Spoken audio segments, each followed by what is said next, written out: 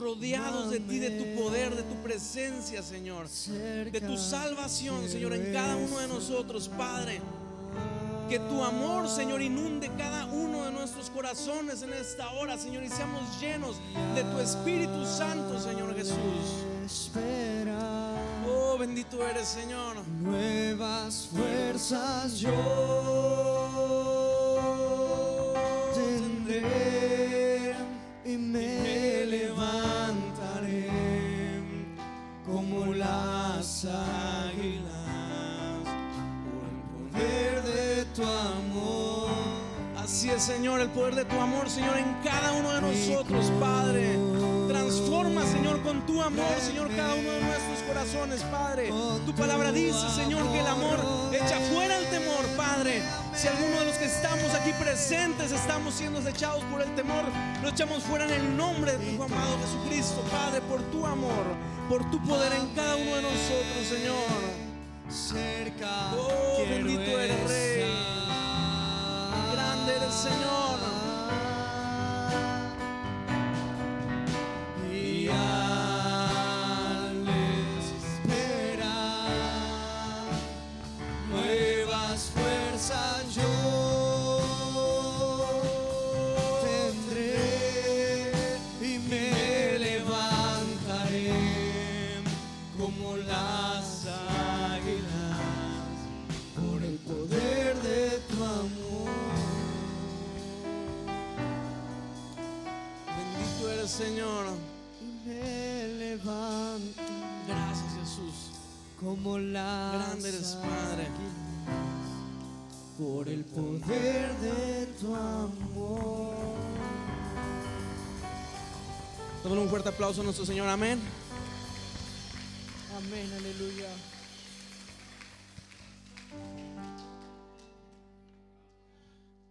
Así como estamos, mi hermano, vamos a poner este servicio, esta palabra en las manos de Dios, amén.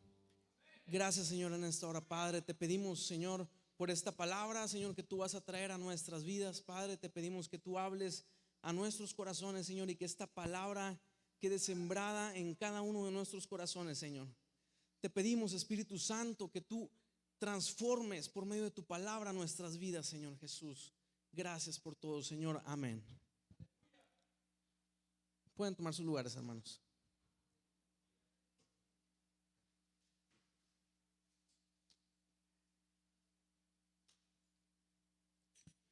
¿Cuándo estamos contentos de estar en la casa de Dios? Amén. Por eso decía el salmista, ¿verdad? Prefiero estar un día en tu casa que 1000 fuera de ellos. Porque definitivamente estar en la presencia de Dios no tiene comparación, hermanos. No importa cuál sea el problema, la circunstancia, cómo vengamos, la presencia de Dios es suficiente. Amén. Y bien, esta tarde vengo a hablarles de un tema. Y ese tema se llama de muerte a vida. Así es como titulé el tema del día de hoy, la clase del día de hoy. Y bueno, voy a comenzar esta historia. Esta historia es la historia de una chica, una muchacha que se encontraba en el mejor de sus días, el mejor día de su vida probablemente. Estaba cumpliendo tal vez el que es el mayor de los sueños de toda señorita, de un día estar de frente al altar junto a la persona que más ama. Y entonces comienza a pronunciar los tan esperados votos, ¿verdad? ¿Cuántas personas aquí están casados? Porque sé que son la mayoría, ¿verdad? ¿Y cuántos de nosotros pronunciamos los votos matrimoniales? ¿Sí se acuerdan de sus votos? Sí, ¿verdad? Y esta chica comienza tal vez a decir algo así como: pues yo, tu mujer, prometo amarte y respetarte y honrarte a partir de hoy y durante el resto de nuestra vida, sean días buenos, sean días malos. Y continúan los votos matrimoniales. Prometo protegerte de hoy en adelante, para bien y para mal, en la riqueza, en la pobreza, en la salud, en la enfermedad, para amarte y cuidarte hasta que la muerte nos separe. Ay, bien bonito, ¿verdad? Bien padre, bien bonito. Varios años más tarde, algo ocurrió con esta mujer. Algo pasó en su vida, algo pasó en su matrimonio. Los dardos del enemigo estuvieron diciéndole todo el tiempo en su cabeza: sabes que te mereces algo mejor. En manos tal vez de la persona correcta en manos de alguien más, serías verdaderamente amada. Y comenzaron a ocurrir problemas. El enemigo comenzó a atacar su vida. Y fue así como un terrible día, víctima obviamente de su propia inseguridad, de su vida descuidada y alejada del amor de su propio marido, termina rompiendo sus votos que había hecho, que había declarado con bastante amor, y termina entregando su vida a otro hombre. El pecado era inevitable, no había vuelta atrás, y finalmente termina cometiendo adulterio. Juan capítulo 8, ahí encontramos esa historia. La ley bajo la que vivía esta mujer era terrible, hermanos. La ley, si encontraban a una persona bajo adulterio, era terrible. O sea, la sentencia de un pecado así era tan grave como hoy en día es tal vez una sentencia para un asesino en serie. ¿Cuál era esa sentencia? La muerte.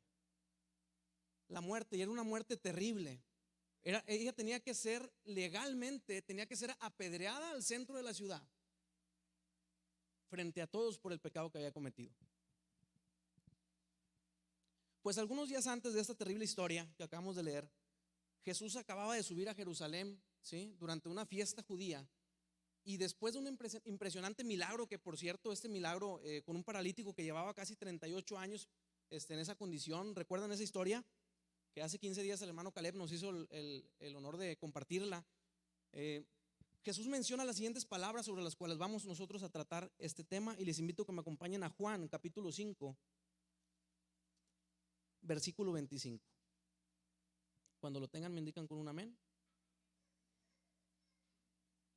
Y si me pueden ayudar a leerlo bien fuerte hasta el 29, todos juntos, dice así: de cierto os digo, viene la hora, y ahora es, cuando los muertos oirán la voz del Hijo de Dios, y los que la oyen vivirán.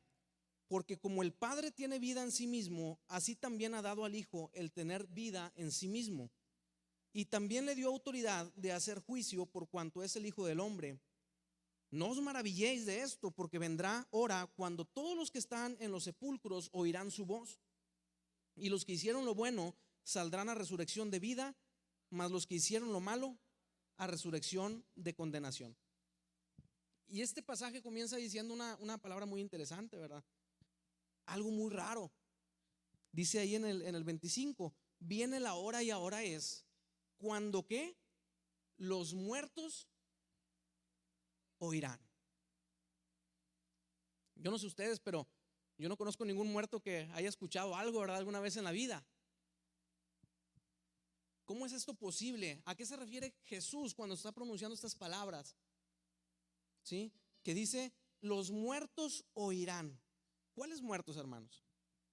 Si podemos leer un poquito antes del versículo 25, por ejemplo, ahí en el versículo 24 de Juan 5, nos da un poquito de luz acerca de este pasaje y dice: de cierto os digo, el que oye mi palabra y cree al que me envió tiene vida eterna, y no vendrá a condenación, mas ha pasado de muerte a vida. Específicamente en este pasaje está hablando de los muertos espiritualmente. Más adelante hablará de los muertos físicamente, pero en este pasaje, en el 25, habla acerca de los que murieron, o los que de alguna forma en algún momento hemos muerto espiritualmente. Amén. Y también, pues evidentemente, como le pasó a esta mujer que hablamos al principio, hay consecuencias. Cuando nosotros cometemos pecado, hay consecuencias. Y la consecuencia más clara que dice ahí en Romanos 6:23, si lo podemos poner aquí atrás, por favor, para los que no tengan por ahí sus Biblias, algunos ya se lo sabrán.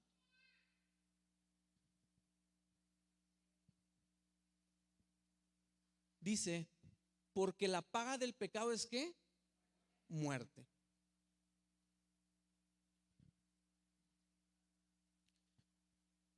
Nosotros, hermanos, cualquier persona, cuando nosotros cometemos pecado, cuando estamos viviendo en pecado, estamos muertos espiritualmente. Está nuestra vida separada completamente de Dios. Y esa es la consecuencia más terrible del pecado. Esa es la consecuencia más terrible. Dice: los muertos oirán. ¿Cuáles muertos? Aquellos que por alguna razón en sus delitos y pecados pues están en esa condición de separación de Dios, muertos espiritualmente. Y existen muchos tipos de pecados. Yo creo que todos aquí presentes, o la gran mayoría, pues hemos escuchado muchos tipos de pecados, ¿verdad? Yo creo que son pues bastantísimos como para mencionarlos, pero vamos a mencionar algunos, o al menos vamos a dividirlos en dos tipos: pecados escandalosos y pecados de omisión. Únicamente vamos a enfocarnos en estos dos pecados.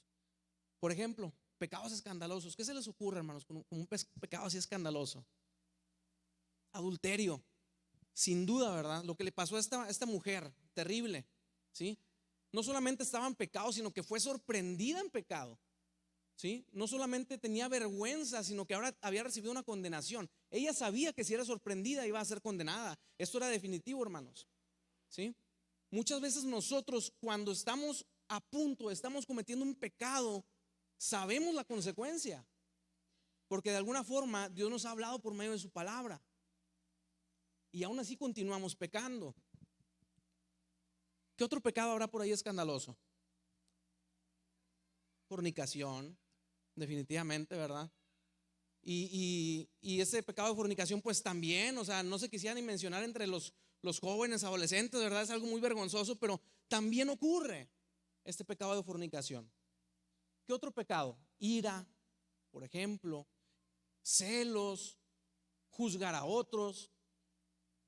Y la lista continúa, ¿verdad?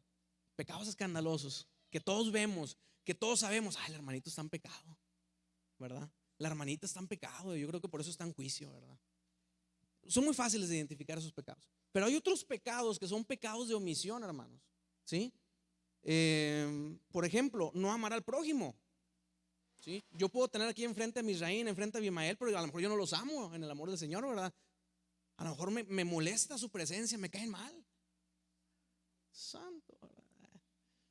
A lo mejor, no sé, esto puede pasar tanto en la iglesia como en la familia, como en los amigos. En todo lugar puede haber pecados de omisión. No perdonar, por ejemplo. Yo estoy seguro que más del 90% de los que estamos aquí presentes hemos pasado una situación en la que hemos sido ofendidos. Más de una vez hemos sido ofendidos por alguna razón. Pero lo complicado de este pecado es que no nos atrevemos a perdonar al que nos ofende, y se convierte en un pecado de omisión que comienza a morar en nuestro corazón. No ayudar a otros, etcétera. Tal vez haya más pecados de omisión, ¿verdad? Sin embargo, todos esos tipos de pecado, todas estas situaciones que acabamos de mencionar, nos llevan a una consecuencia que leíamos ahorita, mi hermano.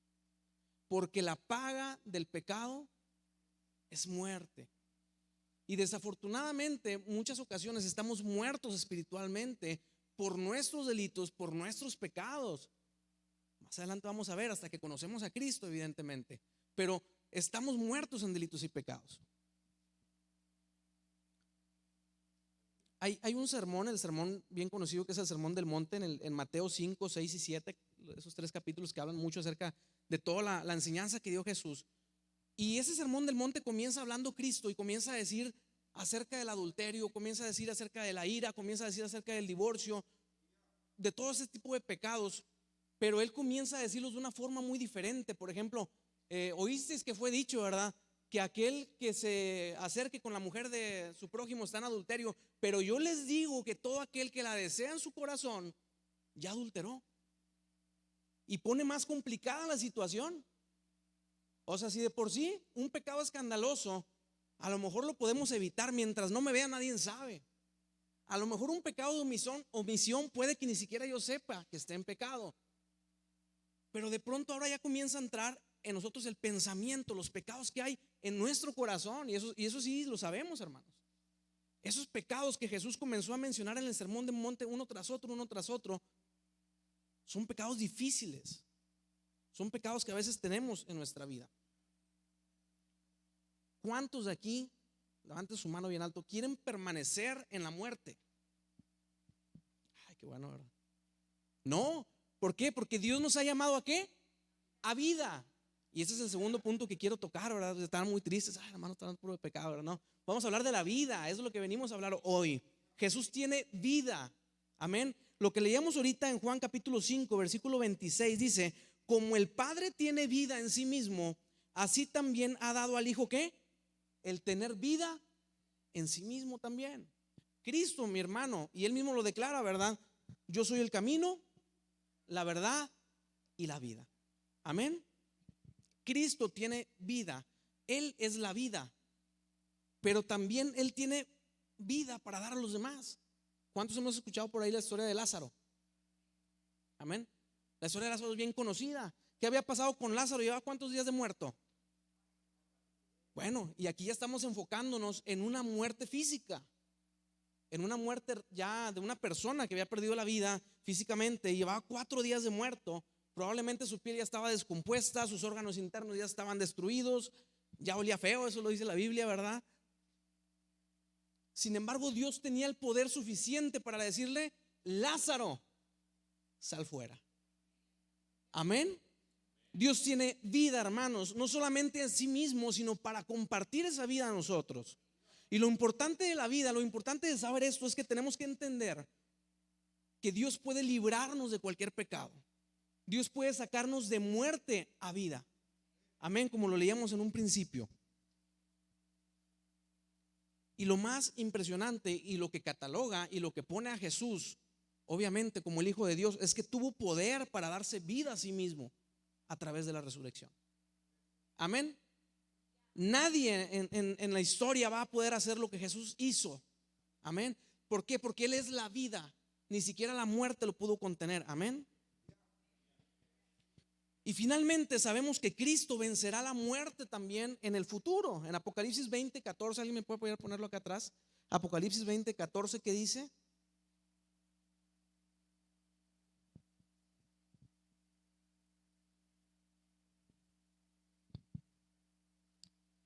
Y la muerte y el Hades fueron lanzados ¿a dónde? Al lago de fuego, hermanos. Porque Dios no solamente venció, no solamente vence, sino que también vencerá la muerte. Amén. Dios tiene el poder para traer vida a nuestras vidas. Dios tiene poder para vivificar nuestros espíritus.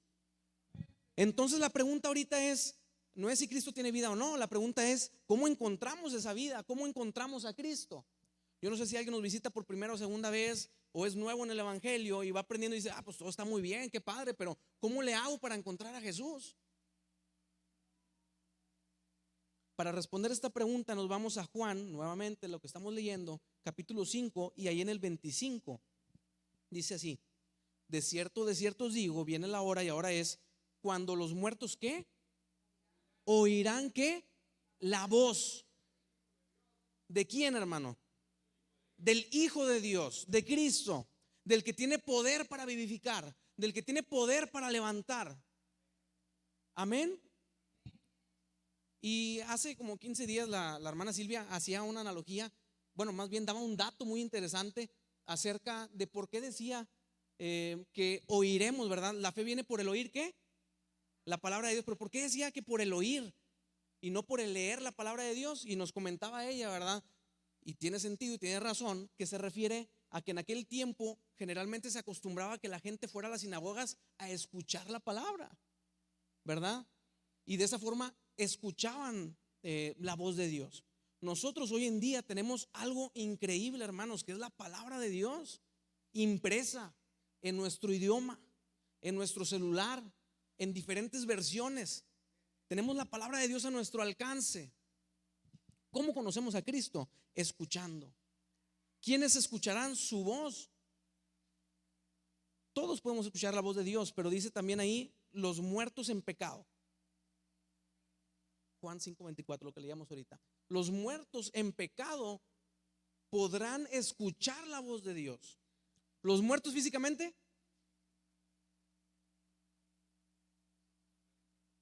No, pero también, ¿verdad? ¿Por qué? ¿Qué pasó con Lázaro? Lázaro, sal fuera. 4 días muertos, yo creo que ni oído tenía ya. Pero escuchó la voz de Dios. Hermanos, no es porque nosotros tengamos la capacidad de escuchar, es porque Dios tiene el poder para hablar. ¿Sí? La palabra de Dios es viva y es eficaz y es más cortante que toda espada de 2 filos, que penetra hasta partir el alma, hermanos, y aún el espíritu. ¿Y qué más? y entiende y discierne los pensamientos y las intenciones del corazón, ¿verdad? Todo eso es el poder de Dios, es el poder de su palabra. Amén.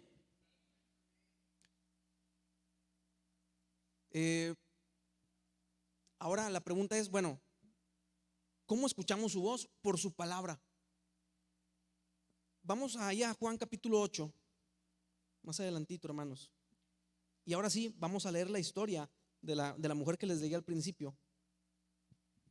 Y me gustaría que me acompañaran con su vista ahí en sus Biblias o aquí atrás. Y vamos a leer esta historia. Dice así: cada uno se fue a su casa y Jesús se fue al monte de los olivos y por la mañana volvió al templo y todo el pueblo vino a él y sentado él les enseñaba. Entonces los escribas y los fariseos le trajeron una mujer sorprendida en adulterio y poniéndola en medio le dijeron: maestro, esta mujer ha sido sorprendida en el acto mismo del adulterio. Y en la ley nos mandó Moisés apedrear tales mujeres. Tú pues, ¿qué dices? ¿Qué era lo justo, hermanos, para esta mujer, según la ley? La muerte. ¿Qué nos merecemos nosotros, hermanos, por nuestro pecado? La muerte. Mas esto decían tentándole para poder acusarle. Pero Jesús, inclinando hacia el suelo, escribía en la tierra con el dedo. Yo me puedo imaginar a Jesús en esta escena, ¿verdad? Obviamente él sabía lo que iba a pasar, pero pues todos tal vez viéndolo y diciendo: él sabe que tiene que morir. Él sabe que esta mujer tiene que pagar por su pecado. Cualquier cosa que nos diga no tiene sentido, va en contra de la ley. Y como insistieran en preguntarle, dice el 7, se enderezó y les dijo: el que de vosotros esté sin pecado, sea el primero en arrojar la piedra contra ella. E inclinándose de nuevo hacia el suelo, siguió escribiendo en tierra. Pero ellos, al oír esto, acusados por su conciencia, salían uno a uno, comenzando desde los más viejos hasta los más postreros, y quedó Jesús solo y la mujer que estaba en medio. Enderezándose Jesús, hermanos, y no viendo a nadie sino a la mujer, le dijo a la mujer: mujer, ¿dónde están los que te acusan? ¿Ninguno te condenó? ¿Y qué le dijo ella? Ninguno, Señor. Entonces Jesús les dijo: ni yo te condeno, vete y no peques más. Ese es el amor de Dios, hermanos. Ese es el amor de Dios en su palabra. Y ese amor que esta chica no merecía ella la vida. Ella sabía perfectamente que si alguna vez era sorprendida en el adulterio, ella merecía la muerte. Tampoco merecía el amor de Dios, según la ley. Tenía que ser apedreada. Pero el perfecto amor de Dios la alcanzó. El perfecto amor de Dios la alcanzó. No hay pecado, hermanos, que nos aleje del amor de Dios. No lo hay. Y podamos pensar cualquiera, no hay pecado que te aleje del amor de Dios. Por supuesto, cuando su amor nos alcanza, nos transforma y nos pide un cambio de vida. Y comenzamos a ser transformados por su amor, comenzamos a ser transformados por su palabra. Tenemos otro caso muy diferente al de la mujer adúltera. Vámonos por favor allá a Hechos, capítulo 9.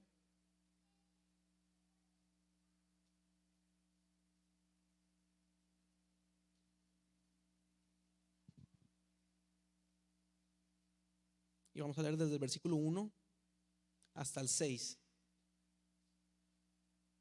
Muchos recordaremos esa historia. Dice así: Saulo, respirando aún amenazas y muerte contra los discípulos del Señor, vino al sumo sacerdote y le pidió cartas para las sinagogas de Damasco, a fin de que si hallase algunos hombres o mujeres en este camino, los trajese ¿qué? Presos a Jerusalén. Mas yendo por el camino, aconteció que al llegar cerca de Damasco, repentinamente le rodeó un resplandor del cielo. Pablo estaba buscando a creyentes en Cristo para condenarlos, matarlos si fuese posible. Pablo era una persona recia. Pablo era una persona que según su propia opinión estaba en lo correcto. Según su propia opinión, sus enseñanzas que había llevado, y no ante cualquiera, él mismo lo menciona más adelante, que había sido educado a los pies de Gamaliel. ¿sí? Un erudito de ese tiempo. Sin embargo, a pesar de esas enseñanzas que Pablo tenía, le faltaba algo que solamente Dios puede dar, mi hermano, para poder perdonar los pecados, y es el amor. Si no hay amor, no podemos nosotros amar. De hecho, la palabra lo dice, ¿verdad? Nosotros amamos a Dios, ¿por qué? Porque Él nos amó primero, hermanos. Amén. Él es la fuente de amor, y cuando nosotros somos llenos de ese amor podemos darlo. Pero Pablo estaba lleno de conocimiento, pero muy poco amor. Pero dice ahí, nuevamente dice, que repentinamente le rodeó un resplandor de luz del cielo, y cayendo en tierra oyó una voz que le decía: Saulo, Saulo, ¿por qué me persigues? Él le dijo: ¿quién eres, Señor? Y le dijo: yo soy Jesús, a quien tú persigues. Dura cosa te es dar coces contra el aguijón. Él, temblando y temeroso, dijo: Señor, ¿qué quieres que yo haga? El poder de la palabra transforma. El poder de la palabra, cuando la escuchamos, cuando la leemos, transforma nuestras vidas. No por nosotros, no por los oyentes que somos, sino por el poder de la palabra, por Dios hablando en nuestros corazones. Y Él transforma el corazón más duro.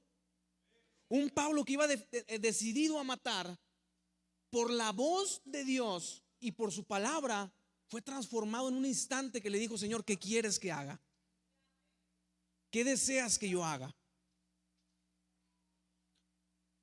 Y el Señor le respondió, le dijo: levántate y entra en la ciudad, y se te dirá lo que debes hacer. Continuamos en el 17. Fue entonces Ananías y entró en la casa, y poniendo sobre él las manos, dijo: hermano Saulo, el Señor Jesús, que se te apareció en el camino por donde venías, me ha enviado para que recibas la vista y seas lleno del Espíritu Santo. Y al momento le cayeron de los ojos como escamas, y recibió al instante la vista, y levantándose fue bautizado.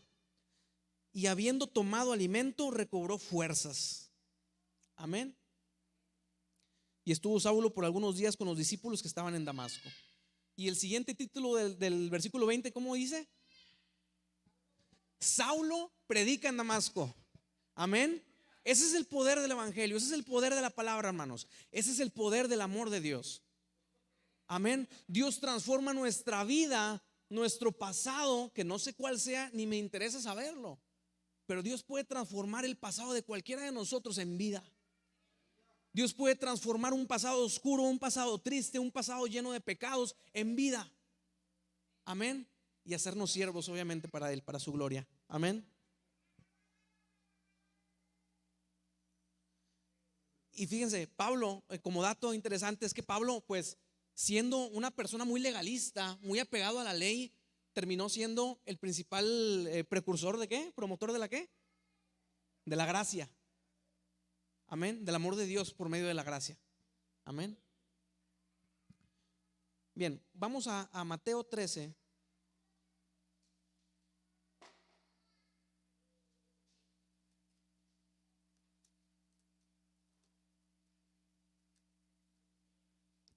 Mateo 13, y vamos a leer del 1 al 9.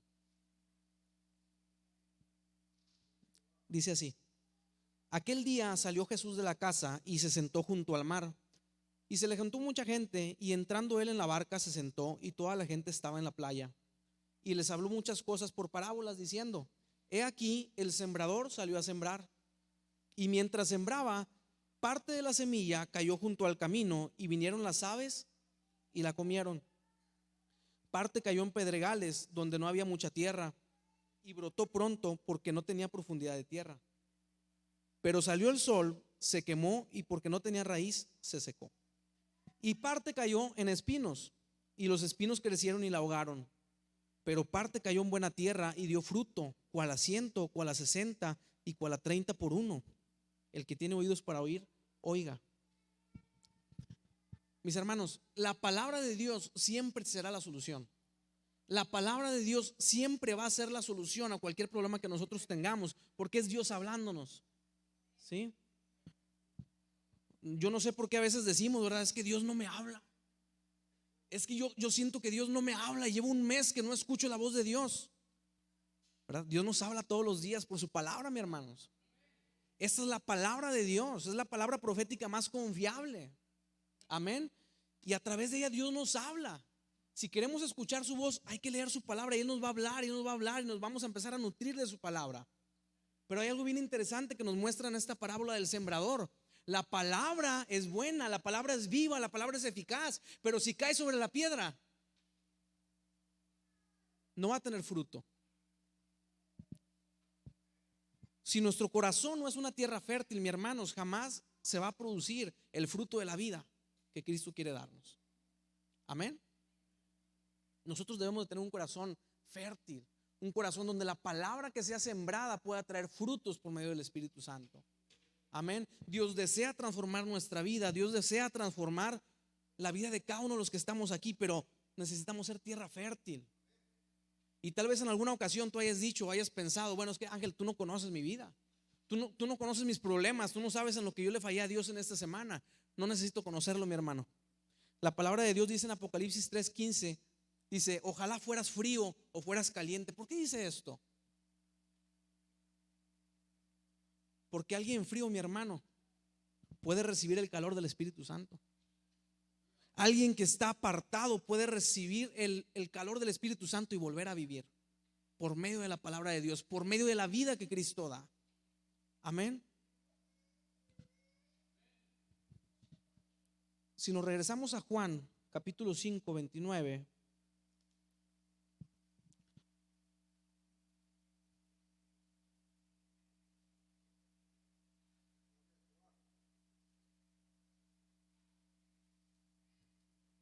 ¿Qué dice, mi hermanos? ¿Me pueden ayudar a leerlo?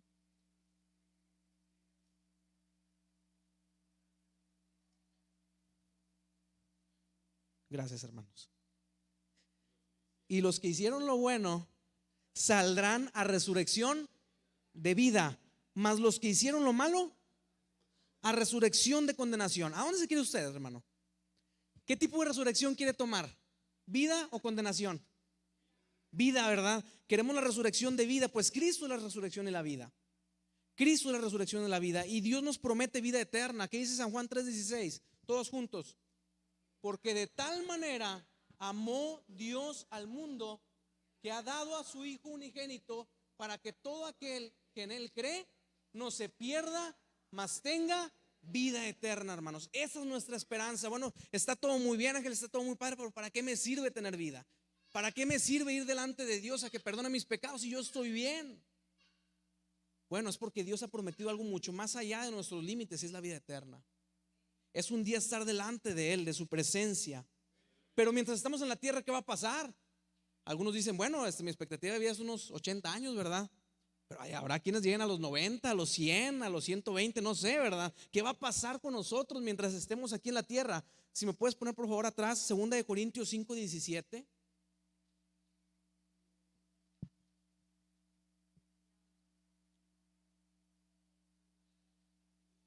Segunda de Corintios 5:17. Lo leemos bien fuerte también. Dice, de modo que si alguno está en Cristo, nueva criatura es. Las cosas viejas pasaron, he aquí todas son hechas nuevas. Amén. Yo no sé cuántos de aquí desean tener una vida nueva. Yo no sé cuántos de los que están aquí presentes dicen, ¿sabes qué, Ángel? Ya estoy harto de mi vida, estoy harto de los problemas que tengo, estoy harto del pecado en el que estoy sumergido. Yo necesito la vida de Cristo. Yo necesito ser libre. Yo necesito cambiar. Yo necesito amar a Jesús con todo mi corazón. Pues esta es la noche. Esta es la noche de salvación. Esta es la noche en la que Dios va a salvar. Esta es la noche en la que Dios te puede sanar tu vida. Esta es la noche en la que Dios te puede librar del pecado. Amén. ¿Cuántos de nosotros, mi hermano, hemos sido como la mujer adúltera? Tal vez le hemos prometido a nuestro Dios servirlo, amarlo, respetarlo, honrarlo, obedecerlo, pero en algún punto fracasamos, en algún punto cometimos algún error. Yo conozco a varios que están en la Biblia, ¿verdad? Pues para no decir ninguno, ¿verdad? De nosotros, vamos a decir los que están en la Biblia, que se nos permite decirlo porque ahí está. Sansón. Sansón cambió el poder de Dios, mi hermano. ¿Por quién? Por Dalila. Saúl cambió el liderazgo que Dios le había dado por un corazón lleno de envidia. David rechazó un futuro prometedor como rey de Israel por una noche de pasión. Pedro negó de su amor a Cristo por un momento de temor. Y la lista continúa. La lista en la palabra de Dios continúa. La pregunta es ahora, ¿cuál es tu historia? ¿Cuál es la historia con la que tú vienes el día de hoy?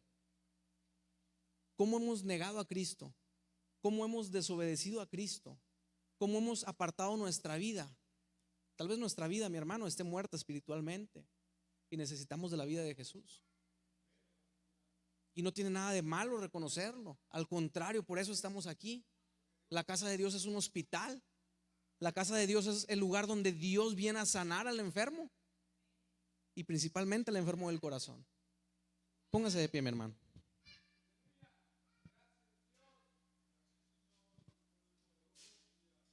Solamente hay una forma de volver a vivir, y es por la voz de Dios, es por la palabra de Dios. Decía el versículo que leíamos al principio: viene la hora, y ahora es, cuando los muertos oirán la voz del Hijo de Dios, y los que la oyeren vivirán. Amén. Vamos a orar para que Dios en su misericordia alcance cada uno de nuestros corazones. Amén. Gracias, Señor, en esta hora, Padre, por esta palabra, Señor. Gracias, Señor, porque nos has enseñado la importancia de tu amor, la importancia, Señor, de ser vivificados, la importancia de pasar de muerte a vida, Señor. Te pido en esta hora, Señor, por cada uno de mis hermanos que nos acompañan en esta hora, Padre, por aquellos que nos acompañan por primera o segunda ocasión, Padre, tú conoces nuestros corazones. Tú sabes, Padre, en qué te hemos fallado. Tú sabes qué hemos cometido, qué errores hemos cometido en nuestra vida, Señor. Pero tu amor es más grande, Señor. Tu amor, tu palabra, tu poder es más grande, Señor, para librarnos de cualquier problema, de cualquier, Señor, situación que nos agobia. El enemigo es astuto y tratará de usar eso como arma para nosotros, para desviarnos, para alejarnos de tu presencia. Pero nosotros sabemos, históricamente en tu palabra lo dice, Señor, tú libertas al cautivo, tú traes vida donde había muerte, tú resucitas los huesos, tú das propósito a aquellos, Señor Jesús, que no lo teníamos. Gracias, Padre, por tu palabra. Gracias, Señor. Te pedimos en esta hora, Señor, que cada persona que estamos en este lugar, Señor, recibamos esta palabra y seamos transformados por ella, Señor. Que tomemos una decisión a partir de este momento, Señor, de buscar tu rostro, de buscarte a ti, Señor, a través de tu palabra, y dejar que nuestro corazón sea una tierra fértil, ser transformados, Señor, ser vivificados, alcanzar misericordia como lo alcanzó la mujer adúltera, Señor. Alcanzar misericordia como la alcanzó Pablo, alcanzar misericordia como la alcanzó Pedro, misericordia como la de Sansón, como la de David. Señor, te pedimos en esta hora, Señor, que tú traigas vida. Te pedimos que tú traigas vida, y vida en abundancia, como dice tu palabra, Señor, a cada uno de los que estamos aquí, Señor. Bendito eres tú, Señor, bendito eres, Señor.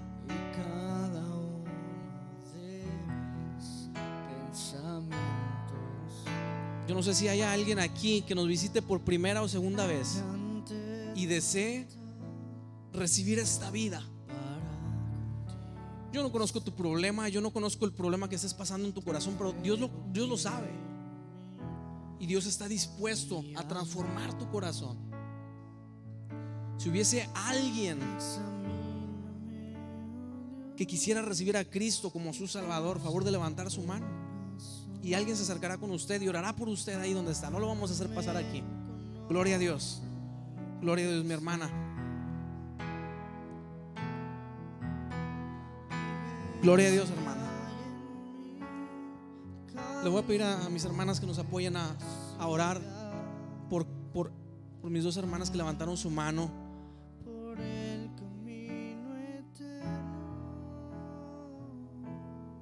Y le pido a la iglesia que levante su voz en un clamor.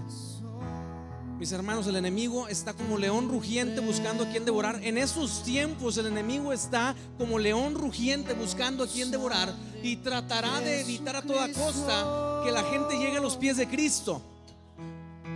Pero Él no cuenta con algo, que usted y yo tenemos la palabra de Dios en nuestras manos, con la cual nosotros pelearemos esta batalla, con la cual nosotros proclamaremos el evangelio de Cristo, el evangelio de las buenas nuevas.